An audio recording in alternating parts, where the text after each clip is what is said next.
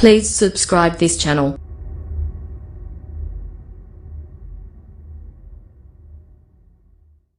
الرحیم اتجاہان من انتاج الادباء، ادباء کی تحریروں کے دو رخ اور دو پہلو، اتجاہان من انتاج الادباء، ادباء کی تحریروں کے دو رخ اور دو پہلو،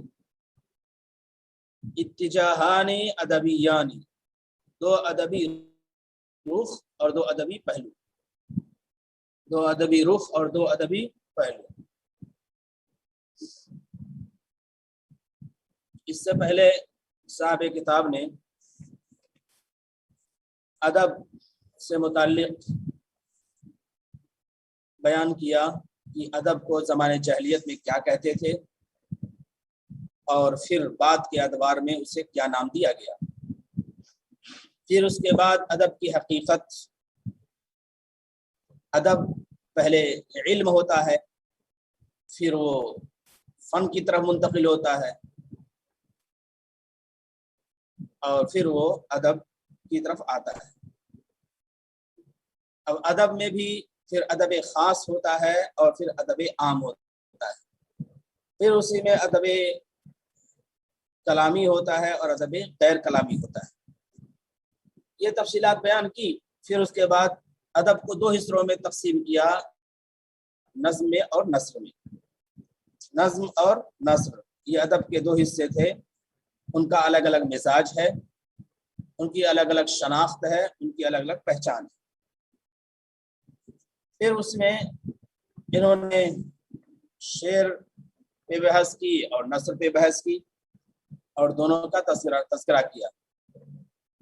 نثر پر بحث کرتے ہوئے یا شعر پر بحث کرتے ہوئے یہ بتایا کہ شعر اور نثر کی تحلیل اگر کرنی ہو تو کیسے کی جائے گی، اس کا تجزیہ کرنا ہو تو کیسے کیا جائے گا۔ اسی میں اسلوب کی بات آئی، پھر اسلوب میں ذاتیت اور موضوعیت کو زیر بحث بنایا گیا، ذاتیت اور موضوعیت کو، اور پھر عناصر اسلوب کو موضوع بحث بنایا گیا۔ عناصر اسلوب میں پھر عاطفہ، فکرہ، خیال، صورت لفظیہ، اور اس کے بعد اخیر میں انہوں نے ادبی اسلوب کا جو اختلاف تھا افراد کے لحاظ سے اور شخصیات کے لحاظ سے یا موضوع کے لحاظ سے جو اس کا مزاج ہوتا ہے اس کا تذکرہ کیا۔ اب اخیر میں ادبا کی تحریروں کے دو رخ، ادبا کی تحریروں کے دو پہلو یہ بیان کر رہے ہیں۔ تو اگر آپ سے کہا جائے کہ آپ خلاصہ بیان کیجئے پوری تحریروں کا، تو کیا کہیں گے؟ سب سے پہلے ادب، تمہیدی گفتگو، تمہیدی طور پر ادب کی گفتگو کی تھی۔ پھر اس کے بعد ادب پہلے علم ہوتا ہے، پھر فن میں تبدیل ہوتا ہے، اور پھر وہ ادب کی طرف منتقل ہوتا ہے۔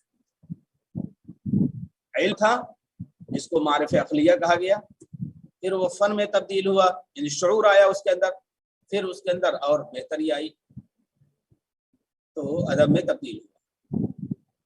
پھر اس میں کلامی اور غیر کلامی باتیں آئیں،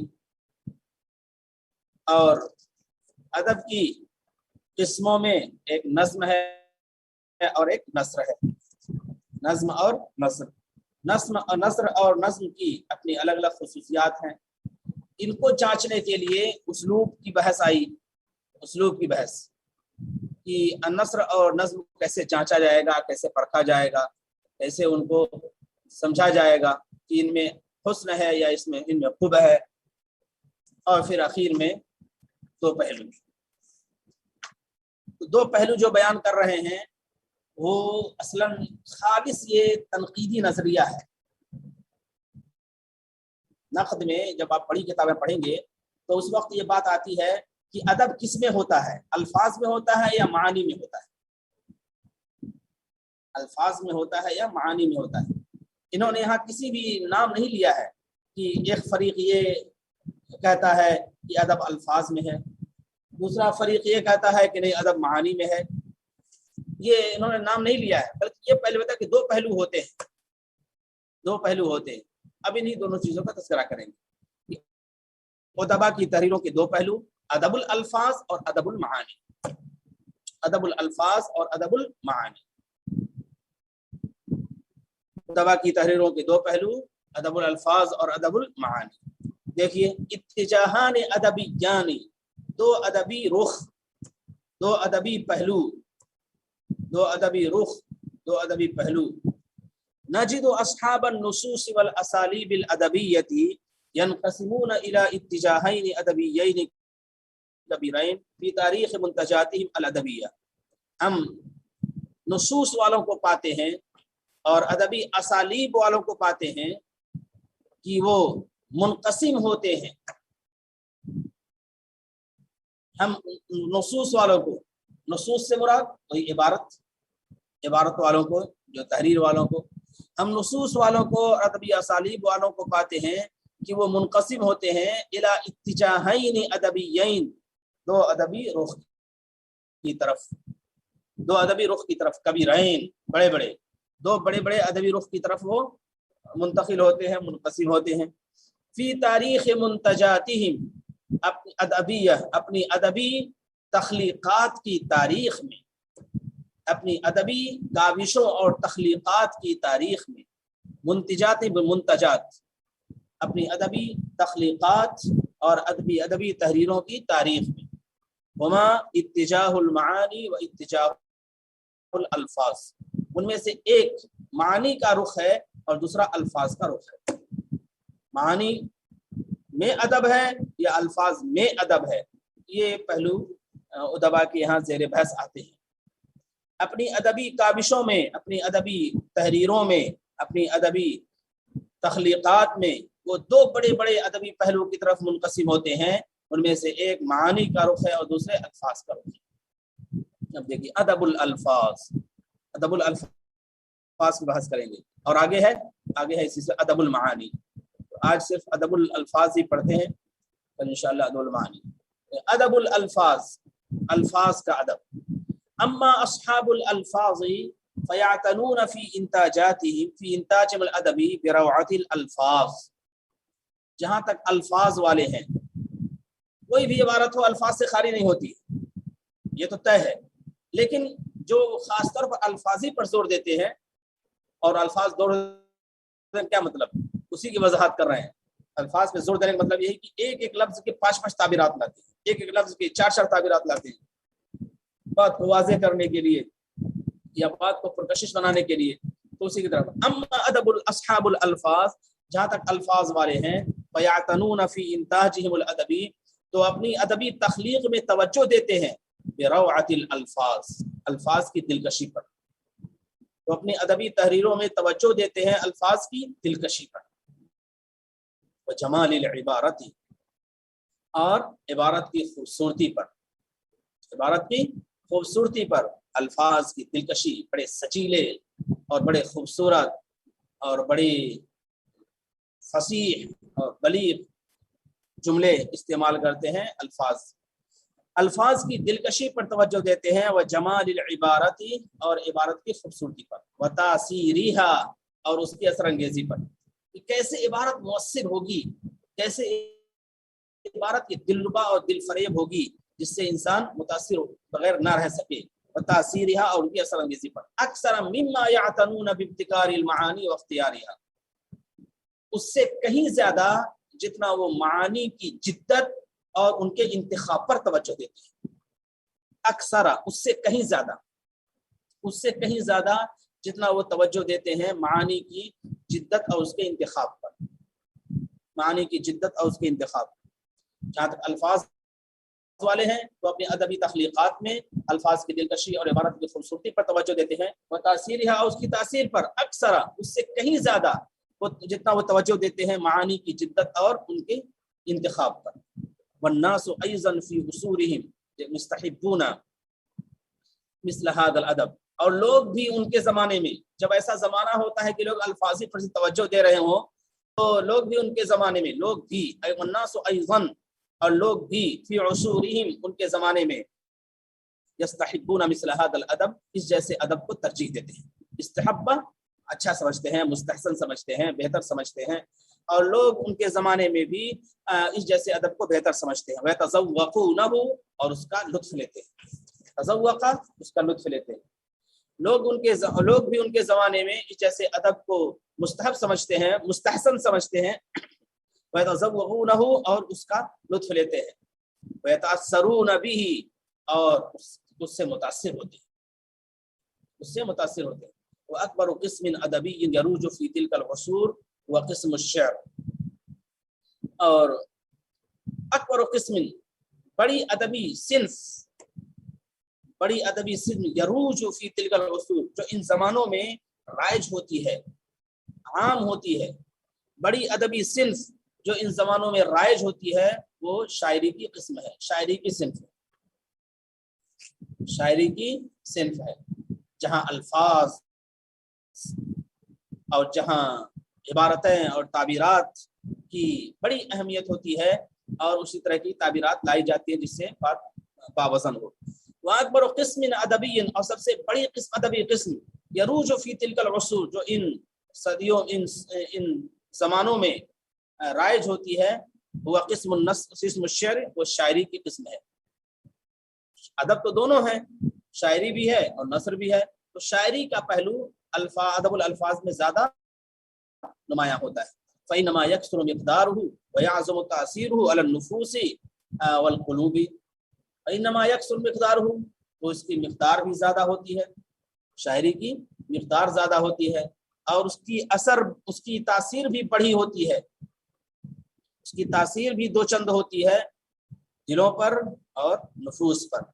نفوس اور دلوں پر اس کی تاثیر بھی, روح پر اس کی تاثیر بھی بہت دو چند ہوتی ہے. عظمہ بڑھنا, دو چند ہونا, عظیم ہونا, کیونکہ اس کی مقدار زیادہ ہوتی ہے, یکسر مقدار ہو, اور اس کی تاثیر عظیم ہوتی ہے دلوں پر اور روحوں پر. اما النثر فیکون بسیطا ناشیا لم يدخل في المرحلة الفنية بعد. جہاں تک نثر کی بات ہے تو وہ سادی ہوتی ہے, بسیطاً سادی, بالکل سادے انداز کی. جہاں تک نثر کی بات ہے تو وہ سادی ہوتی ہے, ناشئاً اور وہ ابتدائی ہوتی ہے, ابتدائی ہوتی ہے. لم يدخل في المرحلة الفنية بعد وہ ابھی بعد سے ترجمہ کریں گے, ابھی وہ فنی مرحلے میں داخل نہیں ہوتی ہے, کیونکہ نثر پر وہاں توجہ نہیں ہے, صرف اچھی اچھی عبارتوں پر توجہ ہے, نغماتی چیزوں پر توجہ ہے. تو ہی کہہ رہے ہیں کہ نثر ایسے زمانے میں جہاں الفاظ ہی کو سب کچھ سمجھا جا رہا ہو تو نثر بہت سادی, بہت ابتدائی ہوتی ہے اور ابھی فنی مرحلے میں داخل نہیں ہوئی ہوتی ہے. فنی مرحلے جس میں شعور کو بیدار کیا جا سکے, جس میں احساس کو زندہ کیا جا سکے, وہ فنی مرحلہ ہے. لم يدخل في المرحلة الفنية بعد وہ ابھی, بعد سے ترجمہ کریں گے, ابھی فنی مرحلے میں داخل نہیں ہوتی ہے. ولا يكون مقبولا منه اور وہ مقبول بھی نہیں ہوتی ہے, ولا اور اس کا کوئی حصہ مقبول نہیں ہوتا ہے, الا ما يشابه الادب الشعري مگر جو مشابہ ہوتا ہے شعری ادب کے, اور اس کا کوئی حصہ مقبول نہیں ہوتا ہے مگر جو مشابہ ہوتا ہے شعری ادب کے, فی جمال الایقاء حسن تاثیر میں, جمال الایقاء حسن تاثیر میں, اور اس کا کوئی حصہ مقبول نہیں ہوتا ہے اور وہ فنی مرحلے میں داخل نہیں ہوتی ہے اور اس کا کوئی حصہ مقبول نہیں ہوتا ہے, الا ما یشابہ الادب الشعری مگر جو شعری ادب کے زیادہ مشابہ ہوتا ہے, فی جمال الایقاء حسن تاثیر میں. حسن جمال کے معنی ہوتے ہیں حسن کے, ایقاء معنی ہوتا ہے تاثیر, حسن تاثیر میں. وقوت النبرات الصوتیہ اور الفاظ کے زیر و بم کی طاقت میں, الفاظ کے زیر و بم کی طاقت میں. وقوت النبرات الصوتیتی الفاظ کے زیر و بم, نبرات کہتے ہیں الفاظ کو تار چڑھاؤ. میں نے بتایا تھا کہ نبرن ہوتا ہے الفاظ کو بلند کرنا. ممبر, مسجد کا ممبر جو ہوتا ہے اس کو اسی سے ممبر کہتے ہیں, کیونکہ وہاں آواز جب اونچائی پہ ہوتا ہے تو انسان اس کی آواز بلند ہوتی ہے, آواز بلند کرنے کی جگہ, آواز بلند کرنے کی جگہ. قوت النبرات الصوتیہ تو آواز کے زیر و بم کی طاقت میں, آواز کے زیر و بم کی طاقت میں. تو نثر کا وہی حصہ مقبول ہوتا ہے جو شعری ادب کے مشابہ ہو، اس نے تاثیر میں وقوت النبرات الصوتیہ اور الفاظ کے زیر و بم کی طاقت میں، الفاظ کے اتار چڑھاؤ کی طاقت میں، مثل الخطابتی والاسجاعی والعبارت المؤثرۃ الادائی، جیسے تقریری صفت ہے، جیسے تقریر ہے خطابت، والاسجاعی اور مسجع عبارتیں ہیں، مسجع ایسی عبارتیں جو مسجع لکھی جاتی ہیں، یعنی دو عبارتیں ایک وزن پہ لکھی جائیں، دو عبارتیں ایک وزن پہ لکھی جائیں، نغمے والی دو جملے ایک وزن پہ لکھے جائیں، جیسے مقامہ کا اسلوب ہے اسی طرح کی، مثل الخطابتی، مگر خطابت مؤثر ہوتی ہے کیونکہ اس میں الفاظ آتے ہیں، جملے آتے ہیں، بار بار دہرائے جاتے ہیں۔ خطابت کی ایک اہم صفت یہ ہے کہ اس میں تکرار ہوتا ہے، اس میں تکرار کا پہلو ہوتا ہے، اور ایک بات کو مختلف انداز میں انسان سمجھانے کی کوشش کرتا ہے، تو اس وجہ سے اس کی تاثیر بڑھتی ہوتی ہے خطابت میں، جیسے خطابت ہے۔ والاشجاع اور مسجع عبارتیں ہیں، مسجع مقفع عبارتیں ہیں، والعبارات المؤثرۃ الادائی اور مؤثر ادائیگی والی عبارتیں، مؤثر ادائیگی والی عبارتیں ہیں۔ وادوار هذا النوع من الادب في تاریخ الادب العربی هي العصور الجاہلیۃ وصدر الاسلام۔ تو ادوار هذا النوع، اب یہ کہہ رہے ہیں کہ نثر میں وہ حصے یا وہ قسمیں جہاں نغماتی صفت پائی جاتی ہے یا الفاظ کا زیر و بم پایا جاتا ہے، وہ اسلام کے ابتدائی زمانے کی نثر ہے، جہاں اسجع کی ایک مقدار تھی اور کاہنوں کے ذریعے سے وہ عبارتیں وجود میں آتی تھی۔ وہ ادوار هذا النوع من الادب، ادب کی اس قسم کا زمانہ، ادب کی اس قسم کا زمانہ فی تاریخ الادب العربی، ادب عربی کی تاریخ میں، ادب کی اس قسم کے زمانے ادب عربی کی تاریخ میں یہ العصور الجاہلیہ، یہ جاہلی زمانے ہیں، دور کی جمع ادوار زمانے کی، مراحل یا کہہ سکتے ہیں مراحل زمانہ، ادوار هذا النوع من الادب، ادب کی اس قسم کے ادوار تاریخ ادب عربی میں العصور الجاہلیہ، وہ زمانے جاہلیت ہے، وصدر الاسلام اور اسلام کا آغاز اسلام اور زمانے جاہلیت ہے۔ فقد كان الشعر في هذه الازمنة ساخرا بصورة فنية خلابة وبنماذج قوية مؤثرة من البيان الساحر، تو شاعری اس زمانے میں، ان زمانوں میں، چاہے اسلام کا آغاز ہو یا زمانے جاہلیت ہو، شاعری ان زمانوں میں معمور تھی، ساخرن معمور تھی، بصورت فنیت خلابہ، مؤثر فنی شکل سے بالکل معمور تھی، آباد تھی۔ شاعری ان زمانوں میں، جو زمانے جاہلیت ہے یا صدر اسلام ہے، شاعری ان زمانوں میں معمور تھی مؤثر فنی صورت میں، وہ بنماذج قویہ مؤثرہ، اور طاقتور مؤثر نمونوں کے ذریعے، من البیان الساحری، یعنی ساحر، من البیان الساحر، ساحرانہ اظہار خیال کے، ساحرانہ جادو بیانی یا ساحرانہ اظہار خیال کی مؤثر اور طاقتور نمونوں سے شاعری اس زمانے میں بالکل معمور تھی، آباد تھی۔ ساحرانہ اظہار خیال یا جادو بیانی کے مؤثر اور طاقتور نمونوں اور خلابہ پرکشش فنی صورتوں کے ذریعے سے شاعری اس زمانے میں بالکل پر تھی اور معمور تھی۔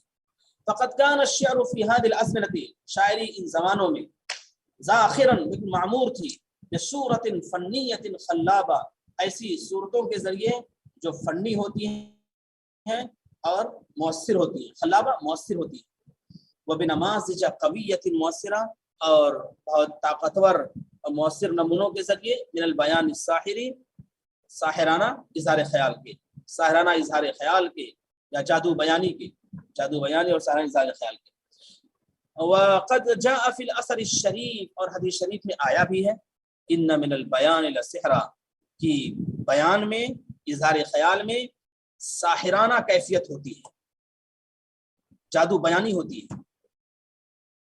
اور حدیث شریف میں آیا بھی ہے کہ اظہار خیال میں، گفتگو میں ساحرانہ صفت ہوتی ہے، جادو بیانی ہوتی ہے.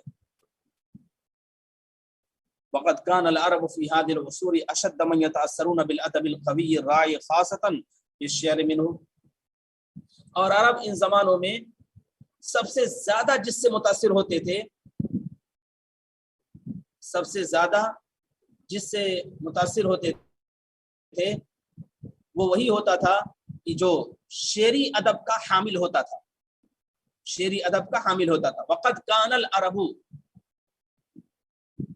اور عرب فی هذه العصور ان زمانوں میں، اشد من يتاثرون، بہت زیادہ ان لوگوں سے متاثر ہوتے تھے. عرب ان زمانوں میں بہت زیادہ متاثر ہونے والے تھے بالادب القوی الرائع، طاقتور دلکش ادب سے، طاقتور دلکش ادب سے عرب بہت زیادہ متاثر ہونے والے تھے. اکثر، اشدک مطلب اکثر من یتاثرون، یعنی بہت زیادہ عرب متاثر ہونے والے تھے اس زمانے میں دلکش اور طاقتور ادب سے، خاص طور سے شاعری سے، خاص طور سے شاعری سے. عرب ان زمانوں میں بہت زیادہ متاثر ہونے والے تھے دلکش طاقتور ادب سے، خاص طور سے شاعری سے.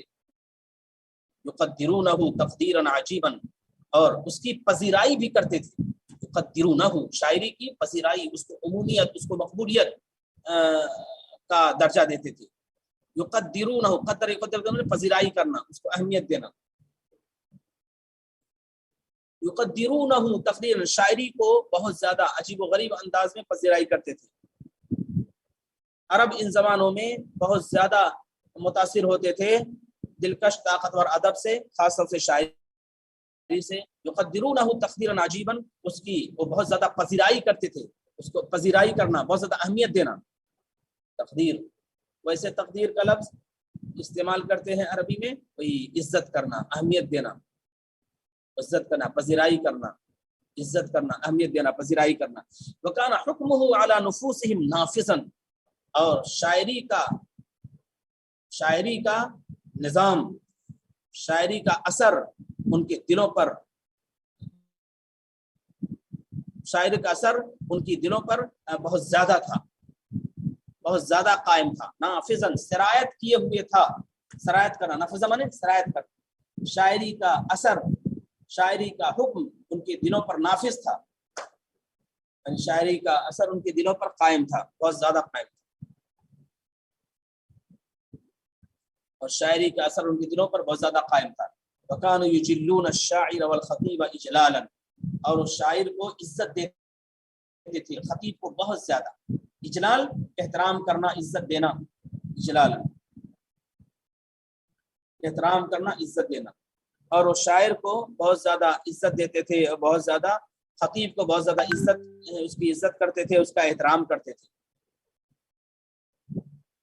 شاعر کے بہت زیادہ عزت کرتے تھے، بہت زیادہ احترام کرتے تھے. کل اجلال ویحاسبون لہما حسابا کبیرا، اور ان کو حاسبہ، یحاسب محاسبہ کرنا نہیں، بلکہ وحاسبون لہما، اور ان کے لیے بہت زیادہ عظمت اور عظمت کے قائل ہوتے تھے، ان کی عظمت کے بہت زیادہ قائل ہوتے تھے،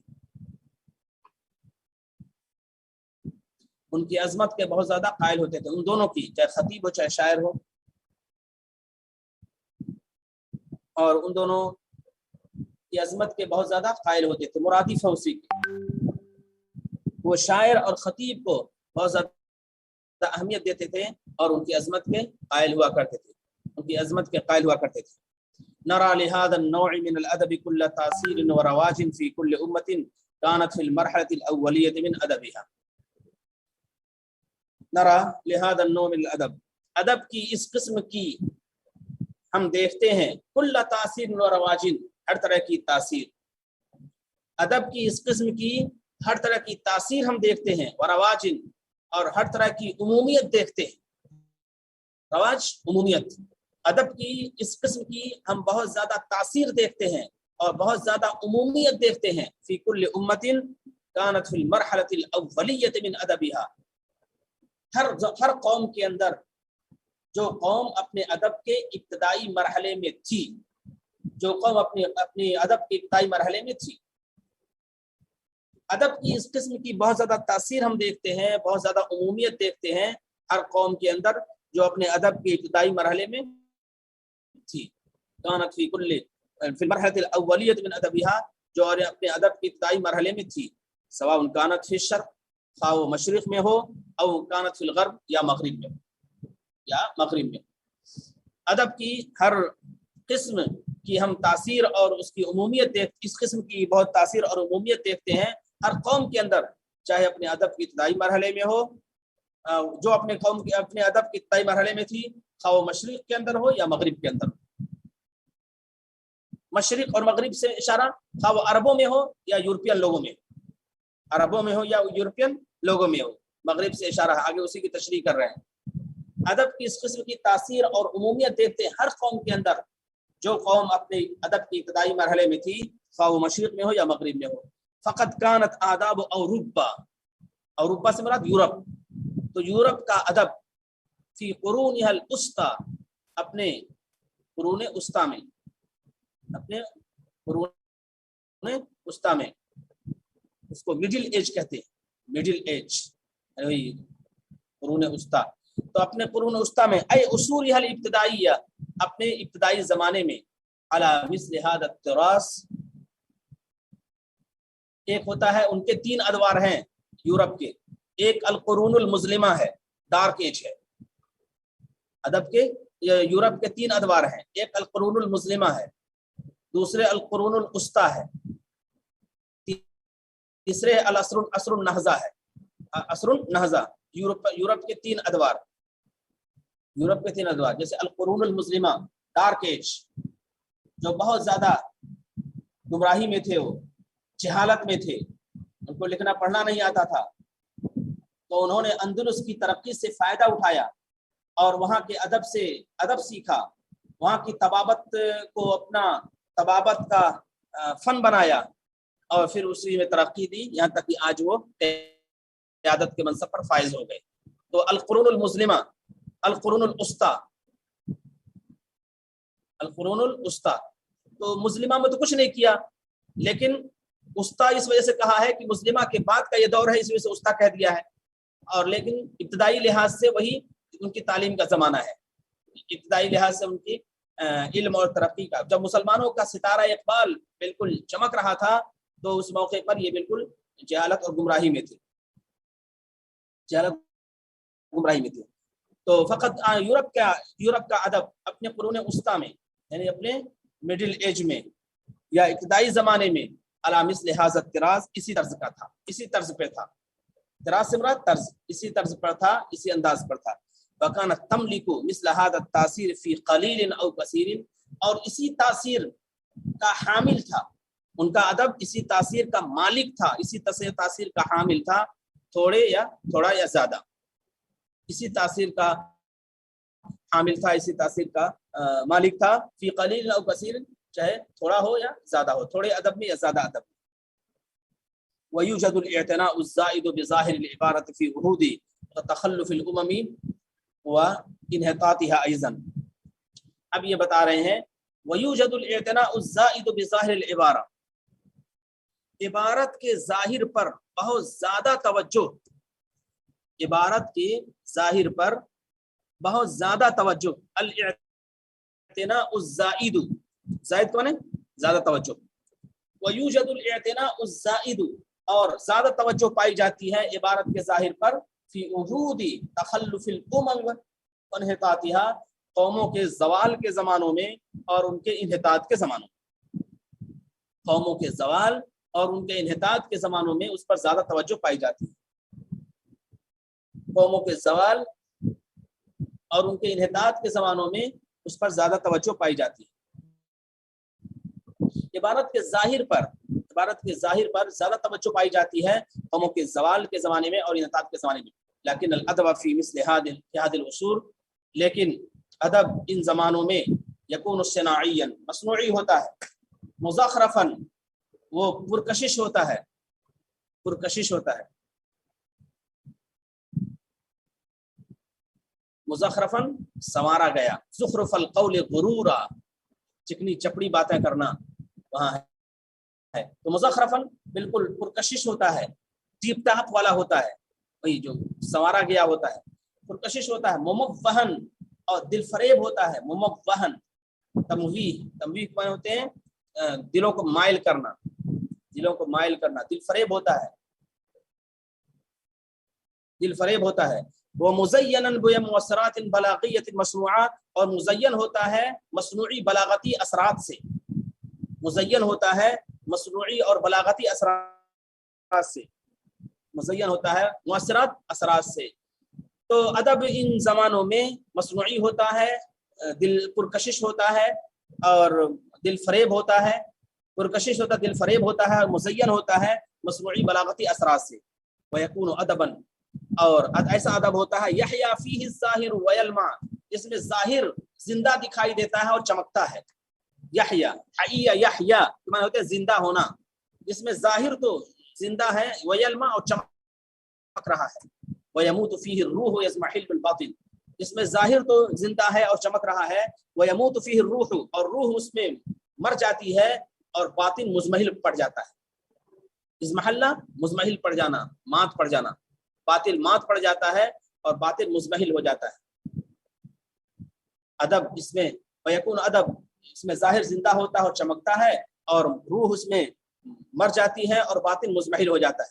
वतूजदु अमसलतहु कसीरतन फी उहूदिल इन्हितात व तखल्लुफ लिकुल्लि उम्मतिन ज़ाति लुगतिन व आदाबिन, और इसकी मिसालें बहुत मिसालें पाई जाती हैं इन्हितात और पस्ती के ज़माने में, इन्हिताब और ज़वाल के ज़मानों में इसकी मिसालें बहुत पाई जाती हैं। हर कौम जो ज़बान वाली है और अदब वाली है, लिकुल्लि उम्मतिन ज़ाति लुगतिन जो ज़बान वाली है, व आदाबिन और अदब वाली, तो हर कौम जो ज़बान और अदब वाली है उसके इन्हितात और पस्ती के ज़माने में इसकी मिसालें बहुत ज़्यादा पाई जाती हैं, इसकी मिसालें बहुत ज़्यादा उसकी मिसालें बहुत ज़्यादा पाई जाती हैं इन्हितात और पस्ती के ज़माने में हर कौम जो ज़बान और अदब वाली है। अम्मा फिल अरबिया, जहाँ तक अरबी ज़बान का ताल्लुक़ है कि उसमें पुरकशिश उसलूब और अदबुल अल्फाज पर तवज्जो, तो ये 4वीं सदी के बाद हुआ है। अम्मा फिर अरबियत, जहाँ तक अरबी ज़बान की बात है, फउहूदुहु मिन बादिल क़र्न, तो उसका ज़माना मिन बादिल क़र्न अर्राबि, 4वीं सदी हिजरी के बाद से है, 4वीं सदी हिजरी के बाद से है, इला बिदायतिल अस्र हदीस, अस्र हदीस के आगाज़ तक।